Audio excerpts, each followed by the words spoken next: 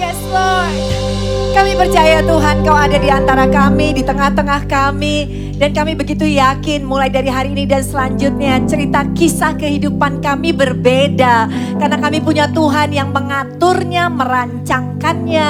Dan cerita kehidupan kami adalah cerita kemenangan, cerita pemulihan. Cerita kehidupan kami adalah cerita di mana kami menjadi berkat bagi banyak orang. Thank you Lord Jesus. Untuk itu Tuhan, setelah kami diberkati lewat praise and worship, kini tiba saatnya juga kami mau lebih diberkati juga lewat kebenaran firman Tuhan. Kami percaya sebagai Bapa yang baik, Tuhan Allah akan berbicara kepada anak-anak-Mu secara pribadi lewat pesan ini. Biarlah pesan ini bukan sekedar menjadi informasi, tetapi mentransformasi setiap kehidupan kami Tuhan.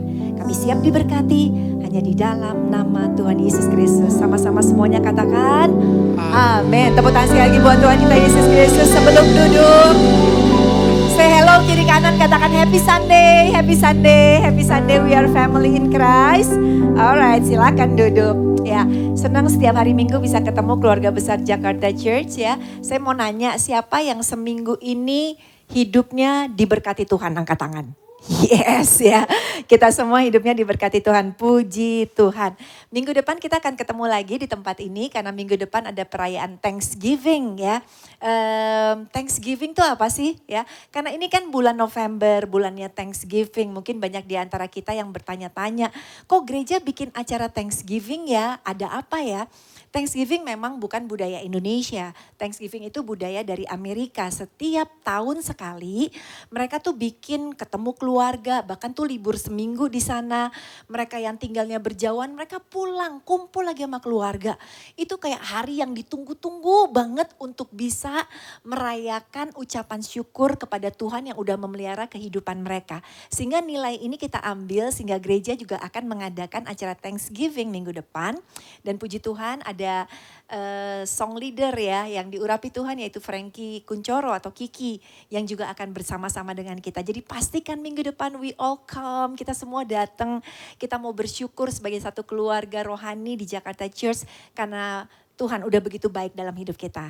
Yang percaya katakan amin. Oke, khotbah saya hari ini judulnya adalah Dariku Untukmu. Semua bilang yuk 1, 2, 3.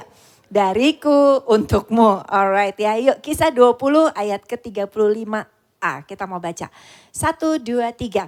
Dan harus mengingat perkataan Tuhan Yesus sebab ia sendiri telah mengatakan adalah lebih berbahagia memberi daripada menerima.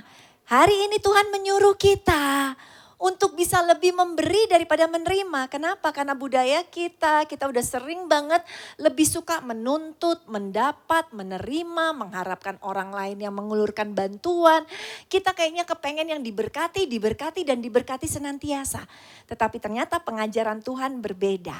Tuhan menyuruh kita untuk lebih menjadi pemberi daripada penerima.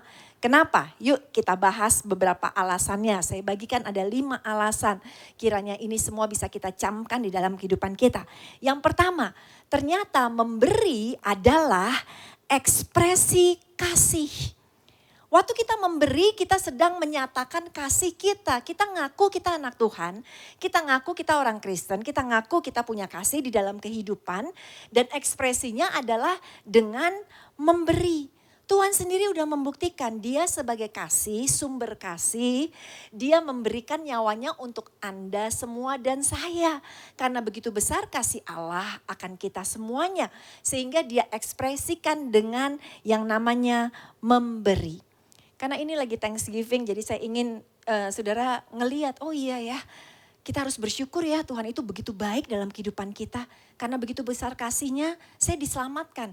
Kalau enggak kita udah gak tahu di mana sudah terkasih. Ada satu cerita saya baru baca ya. Ada seorang bapak, dia ini anaknya main bola ya. Main bola, anak perempuan lagi main-main bola gitu. Ternyata bolanya keluar pagar rumahnya ke jalanan. Anak kecilnya langsung lari, dia langsung lari kejar bolanya tanpa lihat kiri kanan. Namanya juga anak kecil baru umur 10 tahun. Apa yang terjadi? Sebuah mobil lewat dan sebuah mobil menabrak anak itu. Walaupun sempat ngerem, walaupun nabraknya gak sampai fatal banget tapi anak itu jatuh. Tahukah si bapak yang nyetir mobil ini ya belum tua-tua banget gitu ya. Dia keluar dari mobil, dia kaget. Itu gak salah dia. Dia kaget, dia lihat anak kecil ini tergeletak. Lalu dia nangis. Nah, si ayah daripada anak ini ada di dalam rumah. Dengar ada bunyi mobil ngerem mendadak. Tahu anaknya ketabrak. Dia cepet-cepet dong keluar. Dia mau lihat kondisi anaknya kan. Tapi apa yang dia lihat? Yang dia lihat anak ada di situ, yang nabrak juga ada di situ. Dan yang nabrak lagi nangis, syok, ketakutan. Ya, karena habis nabrak seorang anak. Dan apa yang dilakukan oleh si bapak? Yang dia lakukan, si bapak menghampiri si driver yang nyetir.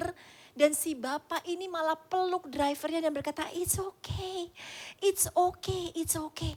Bayangin anaknya ketabrak, yang nabrak justru diberikan hak, diberikan kasih oleh si bapak ini.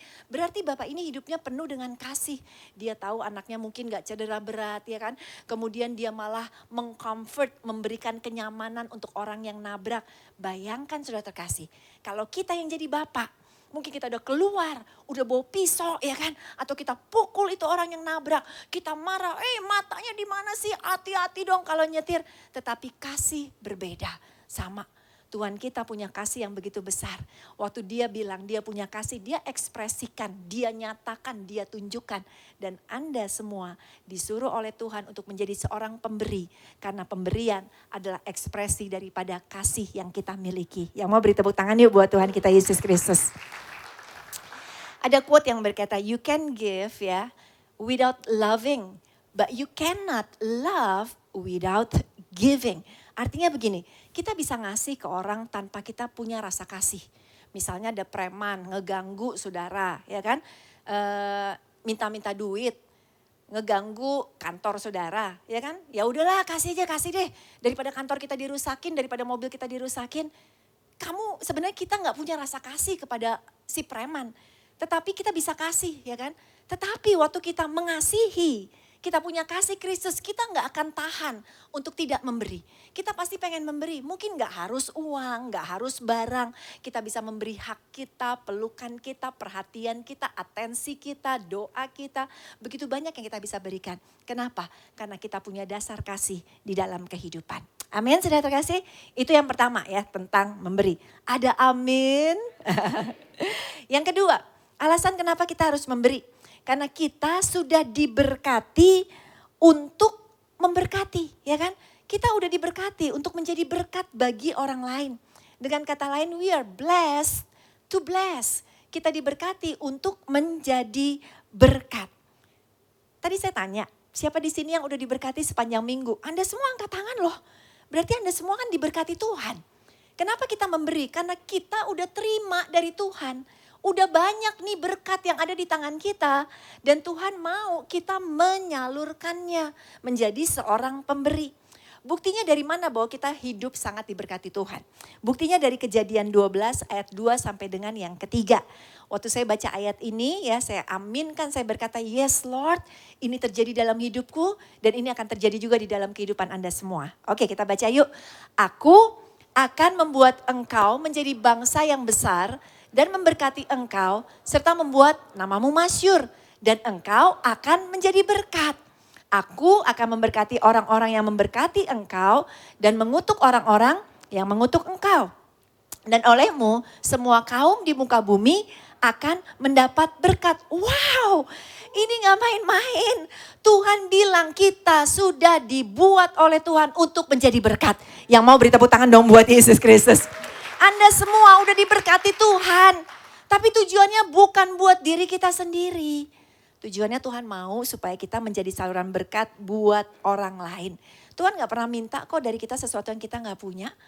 Tuhan minta sesuatu yang ada di dalam kehidupan kita. Ya, karena ini Thanksgiving saya mau bagikan cerita tentang Thanksgiving lagi. Ada seorang oma ya di Amerika. Dia itu kalau masa Thanksgiving kan paling menunggu-nunggu keluarga datang, excited banget. Lalu oma ini dia kontak, dia WhatsApp cucunya. Dia WA cucunya dan dia katakan gini, hey kamu datang ya Thanksgiving kita rayakan bersama-sama. Tanpa oma sadari ternyata cucunya udah ganti nomor telepon. Dan yang terima adalah orang yang baru dapat nomor telepon itu, seorang anak kuliahan ya. Dan dia waktu terima dia bingung. Dari seseorang yang stranger, gak kenal nomornya, tiba-tiba ngundang untuk makan malam Thanksgiving. Lalu dia bales, dia katakan, I think you got a wrong number. Kamu kayaknya salah deh. Ya, saya bingung terima teks kamu. Lalu si Oma bilang, oh sorry, bukankah kamu adalah grandson saya, cucu saya yang namanya ini? Dan orangnya bilang, no, saya bukan, ini nomor telepon baru, jadi kamu salah. Oh sorry, katanya si Oma gitu. Terus anak ini bilang, yang menjawab, lagi di kampus dia katakan gini, tetapi apakah undangan ini tetap bisa berlaku untuk saya? Boleh gak saya ke tempat kamu? Dan Oma ini bilang, that's what the grandma for, katanya. Itulah tugas seorang grandma, aku udah diberkati, aku bisa masak, aku ingin menjadi berkat, kata grandmanya. Dan sejak saat itu, udah 6 tahun berturut-turut, setiap Thanksgiving, si Oma pasti ngundang dia untuk memberkati anak ini makan malam bersama-sama. Wow, saudara terkasih, kita sudah diberikan berkat begitu besar sama Tuhan. Makanya Tuhan izinkan kita juga untuk dipertemukan dengan kejadian, dengan orang-orang tertentu, di mana kita pun harus menjadi berkat bagi kehidupan mereka. Amin, saudara. Tepuk tangan yuk sekali lagi yuk. Yang ketiga, kenapa sih Tuhan bilang lebih baik memberi daripada menerima? Karena memberi akan membuat hidup kita lebih bermakna. Betapa sering saya ketemu orang dan bilang, Pastor saya udah gak tahu lagi deh, hidup cuma begini aja. Dengan kata lain, hidup kok cuma numpang lewat ya. Saya masih muda, misalnya itu anak ngomong, saya masih muda, bentar lagi dapat kerjaan, habis dapat kerjaan pacaran, habis pacaran menikah, habis menikah punya anak, habis punya anak tua, terus gak tahu lagi. Rasanya hidup cuma numpang lewat. Makanya saya senang banget gereja kita mengadakan pembacaan Purpose Driven Life. Dan saya bersyukur banyak yang ikutan supaya kita ngerti hidup kita tuh punya makna. Dan salah satu makna yang bisa kita dapatkan dengan cara adalah kita memberi. Lihat Mother Teresa. Satu kali ada seorang yang mewawancarai Mother Teresa. Lalu orang ini namanya Jesse. Dan Jesse bertanya kepada Mother Teresa, what is the meaning of life? Mother Teresa, for you gitu ya, untuk kamu tuh apa arti dari kehidupan? Makna hidupmu apa? And Mother Teresa menjawab begini, Mother Teresa was asked what was the meaning of life? Ditanya apa makna hidup? And she said to help other people, ya kan? Untuk menolong orang lain, itu makna kehidupan dia. Berarti untuk memberi bukan? Dan si Jesse ini yang nulis, dia katakan, and I thought, si Jesse yang interview bilang, what a strange thing to say. Aneh banget jawabannya. But maybe it's the right thing to say. Tapi mungkin ini adalah hal yang benar, kata dia. Lihat, Mother Teresa, dia terus memberi pertolongan, menolong orang, memberi waktunya, memberi tenaganya, memberi apapun yang bisa dia berikan. Dan dia berkata, hidupku menjadi bermakna. Seringkali kita bingung kenapa hidup kok gini-gini aja. Kok hidup kayaknya tanpa arti. Maybe karena kita belum memberi. Ayo belajarlah untuk memberi. Karena selalu lebih baik memberi daripada menerima. Tepuk tangan yuk sekali lagi buat Tuhan kita Yesus Kristus. Yang keempat ya. Kenapa Tuhan menyuruh kita untuk memberi? Karena memberi akan membawa kebahagiaan. Siapa sih yang gak kepengen bahagia? Semua orang pengen bahagia di dalam kehidupannya. Ada survei tentang orang mendonorkan darah dengan orang yang tidak mendonorkan darah. Ternyata orang yang rajin mendonorkan darah hidupnya jauh lebih bahagia. Kenapa? Karena dia mendonorkan darahnya. Sama Tuhan bilang kalau kita mau lebih bahagia lagi, jadilah seorang pemberi. Kenapa? Rahasianya ada di dalam Lukas 6 ayat yang ke-38. Baca lagi ya, berilah dan kamu akan diberi suatu takaran yang baik, yang dipadatkan, yang digoncang dan yang tumpah keluar akan dicurahkan ke dalam ribaanmu. Sebab ukuran yang kamu pakai untuk mengukur akan diukurkan kepadamu. Lihat, berilah maka kamu akan diberi. Kalau Tuhan yang memberi kita beri nih ke orang. Tuhan yang akan balas pemberian kita.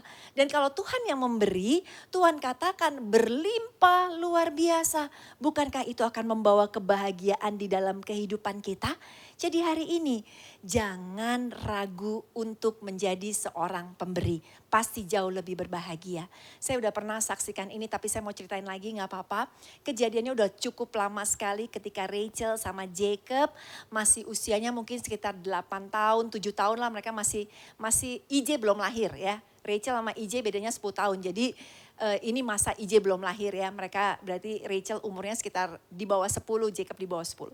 Singkat cerita, hari itu sekolah mereka, waktu itu mereka masih sekolah di IICS, sekolah mereka libur karena lagi ada guru-gurunya retret.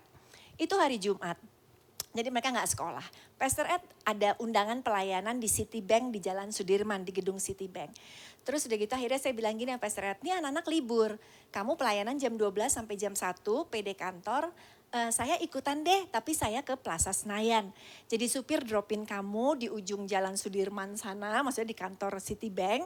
Terus mobil ngedrop saya di Plaza Senayan, mobil balik lagi. Oke kata Pastor Ed, saya bawa Rachel, Jacob sama mbaknya, kita berempat sama Pastor Ed sama supir. Kita naik mobil ke sana. Kemudian pas sampai udah di gedung Citibank, ternyata itu Jalan Sudirman super macet karena hari Jumat, jam makan siang ya kan. Very traffic banget. Dan saya bilang Pastor Ed, gak mungkin banget kalau kamu di drop di sini jam 12 karena udah mepet jam 12. Kemudian ngedrop saya, supir balik mungkin nyampe-nyampe udah setengah 2-an. Ini macetnya benar-benar macet banget. Jadi gini aja deh, supir nemenin kamu, saya naik Transjakarta aja, itu Transjakarta masih baru-baru ya, naik busway, kebetulan belum pernah kita naik busway. Oke kata Pastor Ed, ya udah saya jalan kaki nyebrang ke halte busway, jalan sama anak-anak ke sana ya kan, terus naik ke Transjakarta, itu jalanan macet Sudirman, begitu Transjakarta ya kan, kosong semuanya. Dan saya ingat Jacob masih kecil banget, di jendela dada-dada kepada mobil yang macet, bye aku dong gak macet, bye gitu kan. Karena happy banget, sampailah kita di ujung di dekat bundaran dekat Plaza Senayan, kita berhenti di sana, kita turun di haltenya, dapat berkat Tuhan. Berkatnya tahu gak apa? Hujan lebat, tiba-tiba turun hujan lebat. Kita gak bawa payung segala macem. Ya udah kita keluar, saya gandeng anak-anak. Itu kan namanya halte tuh jalanannya cukup licin ya. Terus di atapnya itu awningnya tuh gak lebar. Jadi tetap agak-agak kena. Udah turun pelan-pelan, pelan-pelan turun ya kan. Sampai di bawah haltenya saya lihat mbaknya ketinggalan masih di atas. Saya panggil mbak kenapa? Dapat berkat lagi. Dia katakan gini, tali sendal saya putus jadi gak bisa jalan. Wow, ya udah mbak tunggu sini jagain anak-anak. Saya bilang, saya nyebrang waktu itu ada Carrefour di situ. Saya beli sendal dulu buat mbak ya. Ya udah, terus ada seorang anak bawa payung gede banget. Jadi saya pakai dia payungnya. Ya udah kamu sama saya ya. Iya kata anaknya, kita berdua nyebrang, beli sendal. Balik lagi ke halte, kasih ke mbaknya, sekarang udah bisa jalan kan. Yuk kita nyebrang lagi ke Plaza Senayan. Dengan satu payung yang sama, ada Rachel, ada Jacob, mbaknya udah pakai jaket yang ada hoodnya, yang ada kepalanya. Jadi dia bilang, it's okay, gak usah pakai jaket, gak usah pakai payung. Ya udah, saya jalan dong, hujan-hujanan ya kan. Yang ngejajain payung itu, anak kecil umur 9 tahun, perempuan.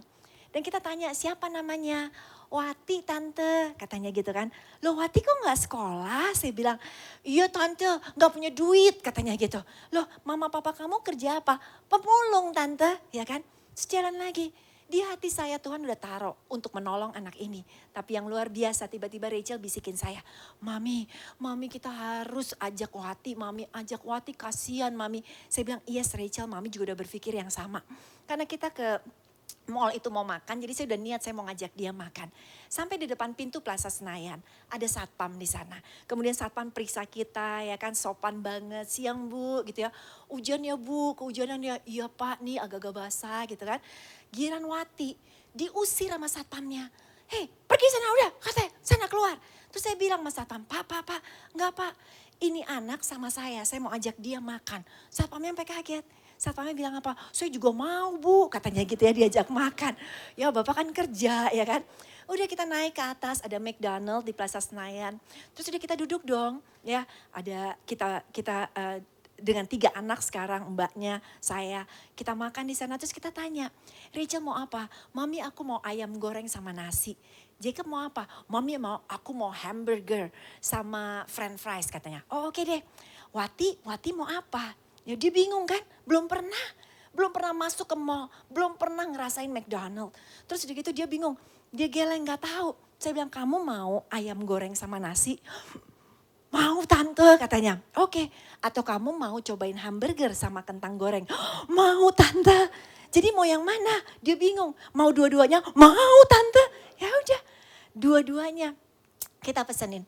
Dia makan ayam goreng sama nasi putih. Dan saya ingat banget ya, dia makan itu ayam, saya belum pernah ngeliat ada orang makan ayam goreng senikmat Wati makan. Sampai tulangnya itu dijilat, sampai jadi kepengen ikut makan rasanya.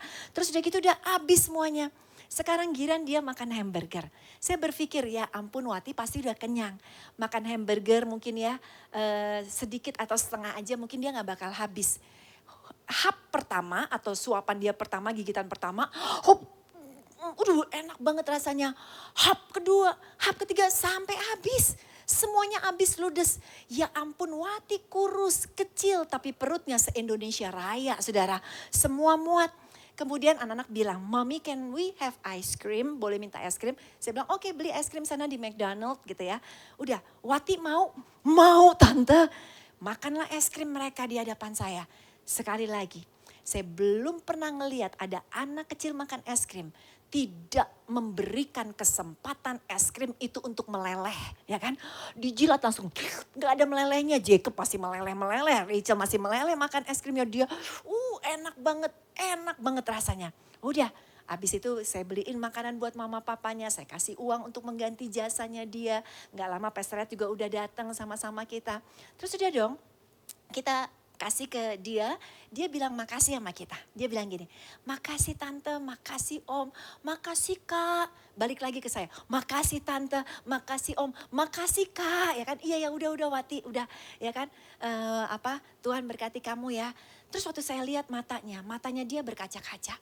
Matanya dia udah mau menahan nangis ya si Wati. Tetapi ada sinar benderang. Kenapa? Karena dia lagi merasakan ada pertolongan, ada kebaikan yang dia dapatkan. Wow, saya bisa lihat bintang di matanya Wati.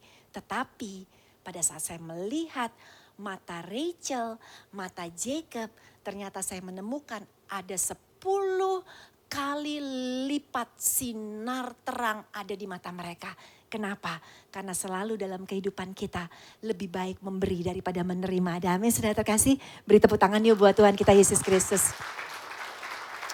Anda pasti akan bersinar pada saat seseorang menolong Anda. Tapi percaya kata saya, pada saat Anda bisa membantu orang lain, sinarmu akan jauh lebih benderang.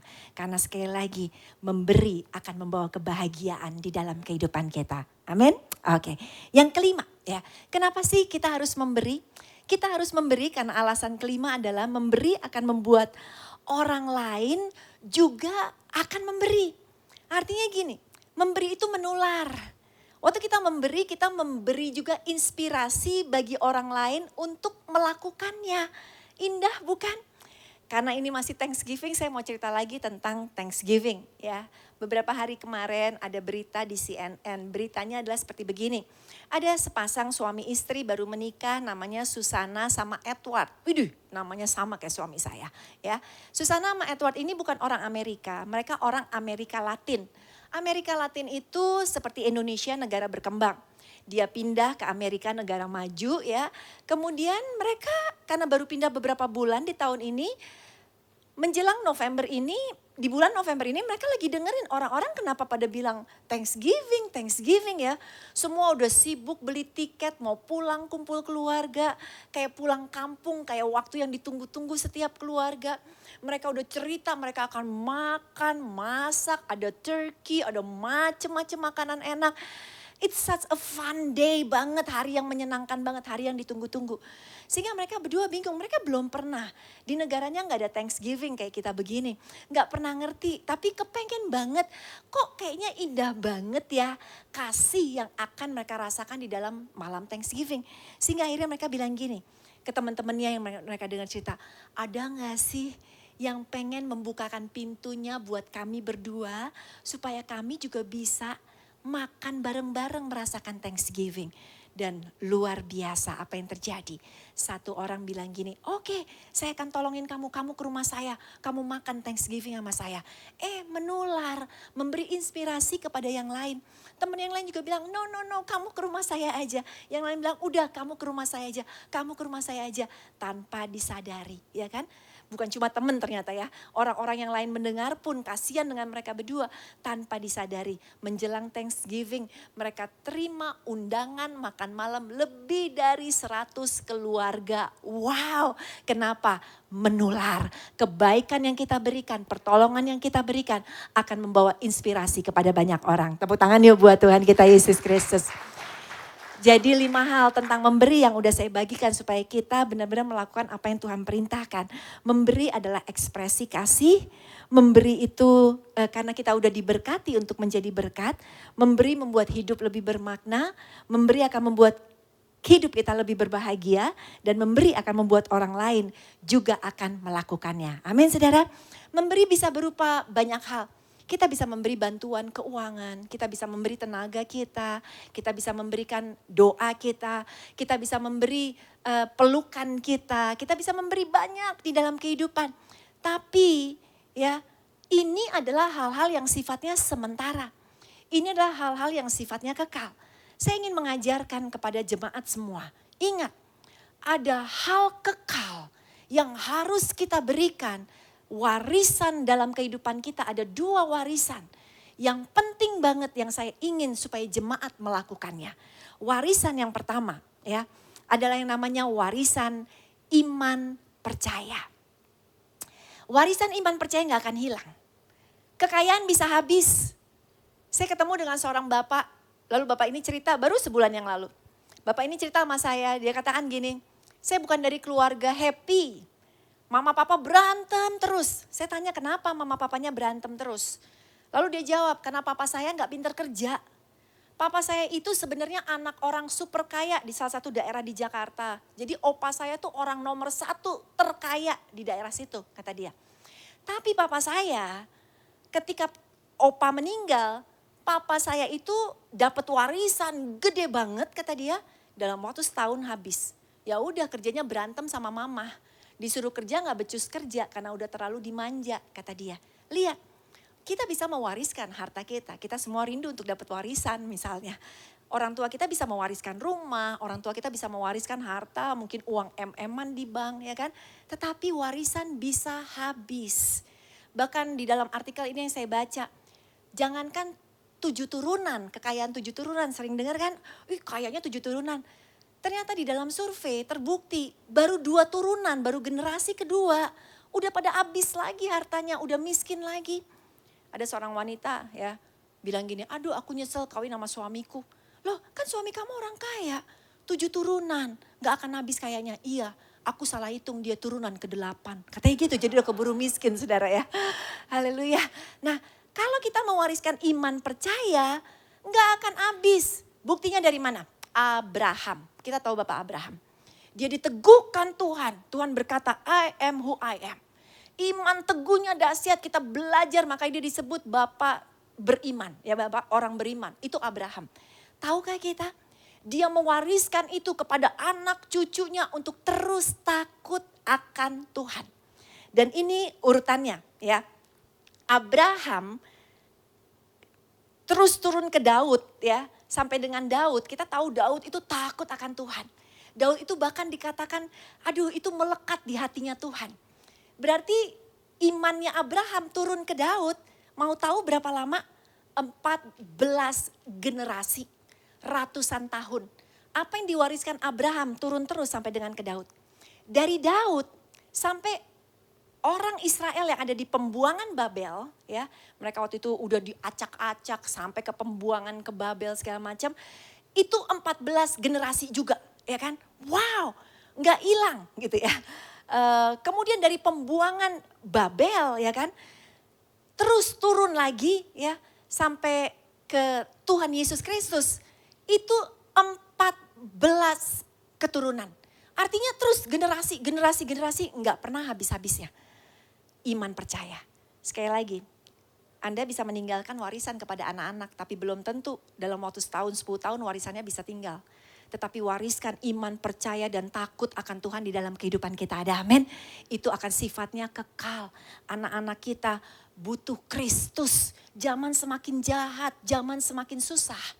Kalau kita wariskan roh takut akan Tuhan dalam kehidupan mereka, mereka akan punya iman yang teguh, iman yang percaya. Tadi kita nyanyi lagu, What a beautiful name it is, ya kan? Nama yang indah hanya ada di dalam nama Tuhan Yesus Kristus. Terus bagikan itu ke anak cucu kita. Mungkin ada sebagian dari kita belum menikah, tapi ingat, jangan sampai imanmu goyah. Cari jodoh, pastikan dia adalah anak Tuhan. Jangan kompromi. Waduh tapi dia kaya banget nih, Gak apa-apa deh menikah dulu, yang penting imannya gak penting, nanti juga dia akan bertobat. No. Bisa jadi Anda yang tidak bertobat. Bisa jadi Anda yang akan meninggalkan Tuhan. Tapi tetap pegang teguh iman, percaya ya bahwa kita punya Tuhan yang dahsyat di dalam kehidupan. Ada amin? Ya. Coba kasih bangku, boleh gak ada satu bangku? Oke, ini bangku ya rada beda ya, Futura. Kalau Anda kan tadi duduknya pakai Futura, tapi gak apa-apa. Anda ke restoran, ke semua tempat, begitu datang pasti ada bangku. Dan Anda disuruh duduk. Saya mau tanya, siapa di sini yang punya kebiasaan sebelum duduk, ngecek dulu bangkunya kuat atau enggak Anda dudukin? Ada? Wih, ngecek dulu. Oh kenapa? Oh karena badannya berat, oke. Ya oke, mantap ya kan. Mau memastikan muat atau enggak ya. Alright, tapi kebanyakan dari kita enggak ngecek kan. Kita percaya aja. Kita ke pesawat, kita masuk pesawat langsung cari nomor bangku, kita langsung duduk. Kita ke gereja kayak sekarang gitu ya, kita langsung duduk. Kita enggak ngecek, kenapa? Karena kita percaya. Gereja enggak akan kasih bangku yang bakal jebol ya kan. Atau bangku yang kita dudukin di restoran enggak akan jebol. Kecuali perkecualian Brother Adrian ya kan ya. Haleluya. Tapi kebanyakan kita percaya. Nah kalau sama kursi aja Anda bisa percaya. Percaya itu kan iman, ya kan? Tanpa dicek, tanpa tahu dulu, suruh orang duduk dulu. Coba kamu duduk dulu situ, kursinya jebol enggak? Anda bisa percaya, ya. Tapi kenapa banyak di antara kita sama Tuhan kita enggak percaya? Sama Tuhan kita ragu-ragu. Sama Tuhan kita bimbang, bener gak sih Tuhan bisa nolong aku gak sih? Tuhan bisa menjagai aku gak sih? Tuhan bisa nolong bisnisku gak sih? Tuhan bisa kasih jodoh gak sih? Tuhan bisa kasih bla bla bla dan bla bla bla seterusnya. Seringkali kita lebih mudah mempercayai sebuah bangku daripada mempercayai iman kepada Tuhan. Tapi mulai hari ini wariskan iman itu, miliki iman itu dan wariskan kepada generasi penerus ke depan kita. Sehingga sampai kapanpun anak, cucu, cicit, cucut, cocot, semua deh udah gak tahu lagi namanya. Semuanya adalah orang-orang yang takut akan Tuhan. Beri tepuk tangan yuk buat Tuhan Yesus Kristus. Thank you. Oke, yang kedua ya. Warisan apa lagi? Ya, ini warisan yang penting banget yang harus kita bagikan. Yang kedua adalah warisan cara hidup yang baru. Kenapa? Karena banyak dari kita itu hidupnya dulu gak benar. Banyak dari kita mungkin yang hidupnya ya kan cara lama yang tidak berkenan. Kita terikat dosa, kita terikat narkoba, kita terikat dengan judi, kita terikat dengan hal-hal dunia ini. Atau mungkin kita ngalami dalam kehidupan kita. Ternyata orang tua kita garis keturunannya gak benar. Mama papa tuh kerjanya kawin cerai. Papa berzina. Garis keturunan kita si opa tuh ternyata tuh raja cewek. Apa tuh istilahnya punya cewek banyak bisa kayak gitu. Kita terikat sehingga dengan apa yang ada di atas kita. Dan kita ngerasa ya kan cara hidup kita masih sama seperti mereka. Tapi wariskan cara hidup yang baru. Kenapa? Karena firman Tuhan berkata seperti demikian. 2 Korintus 5 ayat ke-17. Jadi, baca yuk. Jadi, siapa yang ada di dalam Kristus, ia adalah ciptaan yang baru. Yang lama sudah berlalu, sesungguhnya yang baru sudah datang. Oke, taruhlah keluarga kita hancur berantakan. Tapi pastikan generasimu adalah generasi dengan cara hidup yang baru. Mungkin kita punya kehidupan yang lalu ya. Kita itu bandel, nakal, wanita gak benar, kita pria gak benar. Tapi pastikan mulai hari ini dan selanjutnya cara hidup kita adalah cara hidup yang benar. Ada amin? Anak kita ngelihat loh, Anak kita menyaksikan bagaimana papa menghandle masalah, bagaimana papa melakukan bisnisnya, bagaimana papa treat mama, bagaimana mama ngejawab ke papa. Anak ngelihat dengan mata dan itu menjadi warisan bagi kehidupan mereka. Kalau kita gak wariskan cara hidup yang baru, itu akan turun terus. Jadi papa yang otoriter, jadi papa yang pukulin istri, jadi ngelihat mama yang ngelawan, akan turun terus di dalam kehidupan. Di dalam Alkitab ada seorang anak haram. Anak haram ini namanya Yefta.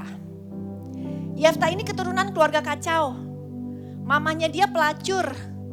Papanya dia udah punya keluarga, tapi papanya suka datang ke rumah pelacuran, ketemu dengan mama Yefta. Mama Yefta akhirnya hamil si Yefta. Mamanya minta papa tanggung jawab. Akhirnya Yefta lahir.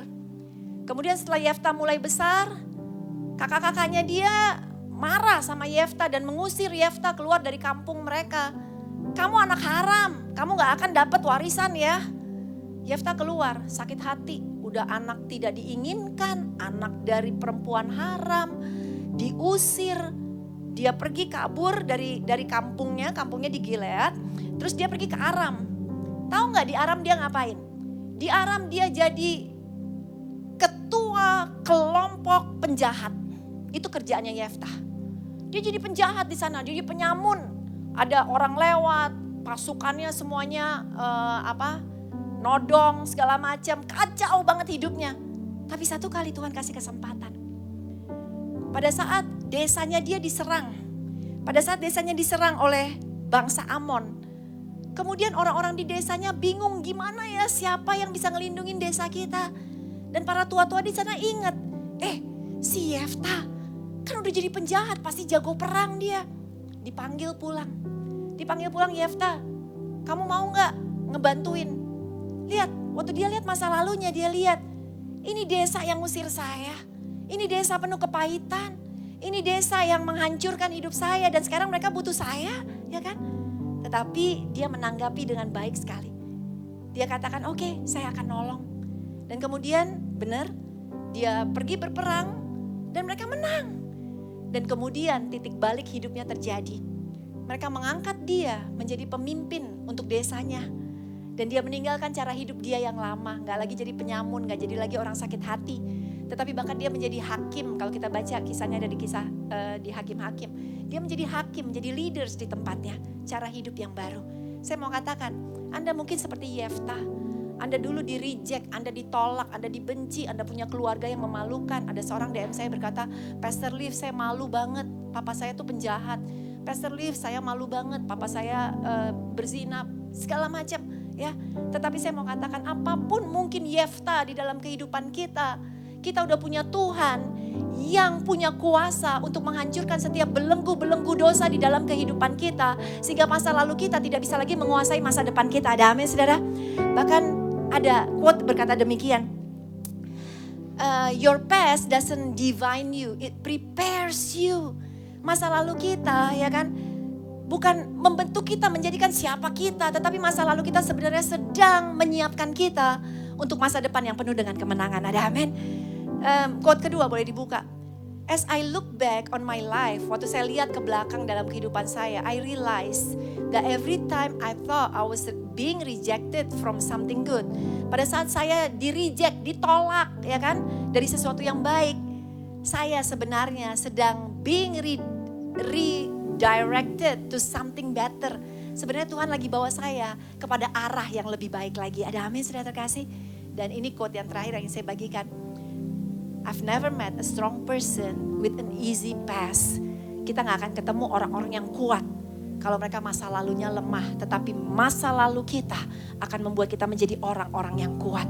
Dan hari ini apapun latar belakangmu, percaya diputuskan setiap kutukan masa lalu yang orang tua kita perbuat, yang oma opa kita perbuat, sudah diputuskan oleh darah Yesus. Percaya generasimu dan generasi selanjutnya adalah generasi yang diberkati Tuhan. Karena roh takut akan Tuhan ada dalam kehidupan kita. Beri tepuk tangan yang dahsyat buat Tuhan Yesus.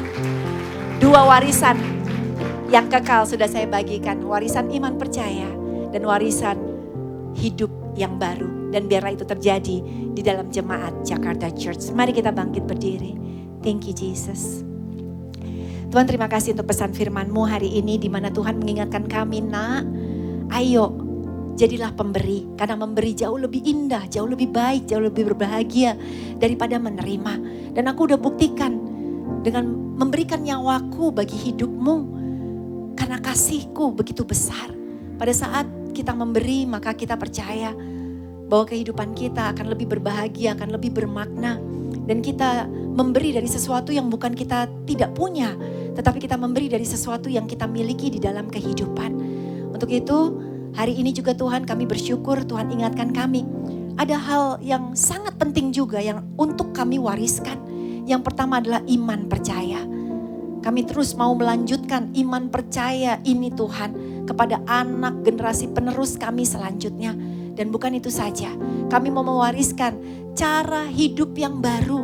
Yes, kami dulu kacau, kami dulu berdosa, kami dulu mungkin keluarga besar kami juga keluarga besar yang berantakan. Tetapi mulai saat ini di generasi kami dan generasi selanjutnya adalah cara hidup yang sesuai dengan kebenaran firman Tuhan. Terima kasih Tuhan Yesus.